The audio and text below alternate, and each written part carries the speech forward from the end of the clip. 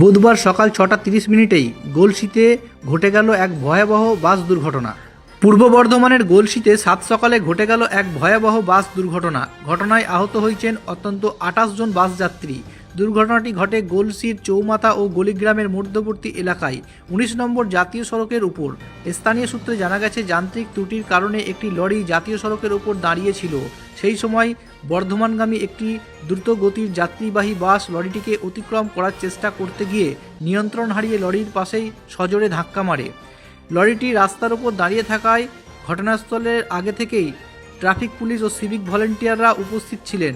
স্থানীয়দের দাবি, দূর থেকেই বাসটিকে গতি কমানোর জন্য হাত দেখিয়ে ইশারা করা হয়েছিল, কিন্তু বাস চালক সেই সতর্কবার্তা উপেক্ষা করেই দ্রুত গতিতেই লরিটিকে পাশ কাটাতে যান।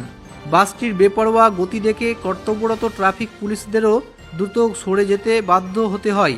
বাসের এক যাত্রী জানান, এদিন বাসটি কয়েক মিনিট দেরিতে চলছিল, সেই কারণেই চালক দ্রুত গতিতে বাস চালাচ্ছিলেন বলে অভিযোগ। দুর্ঘটনার পর পুলিশ ও স্থানীয়দের উদ্যোগে আহতদের উদ্ধার করে পুরসা ব্লক প্রাথমিক স্বাস্থ্যকেন্দ্রে এবং বর্ধমান মেডিকেল কলেজ হাসপাতালে নিয়ে যাওয়া হয়। পুলিশ সূত্রে জানা গেছে, আহত 28 জনের মধ্যে কয়েকজন তুলনামূলক গুরুতর আহত।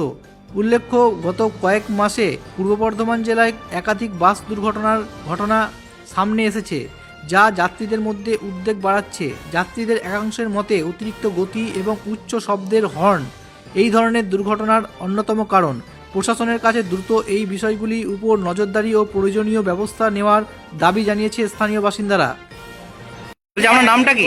সাদেক আলী শেখ। কোথায় বাড়ি আপনার? শিমলড়ি গ্রামে বাড়ি। কোথায় বাসে চেপেছিলেন আপনারা? বলছি থানায় শিমলড়ি মোড়ে দিয়ে তারপরে চেপেছিলাম। যে বাসটা আস্তে আস্তে গলিগ্রাম পেরিয়ে ওভারব্রিজের ওপরে লরির পেছনে নেমে গেল। বাসে তো অনেকজনই ছিলেন। অনেক লোক, একবার ফুল বাসটা লোক, বহু লোক। আপনি কোথায় আসছিলেন?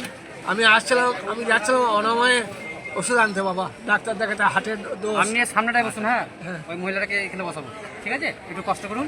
শিরোড়াই বাড়ি আপনার? শিমলড়ে শিমনোড়াই বাড়ি? গ্রামে, হ্যাঁ, বলছি থানা।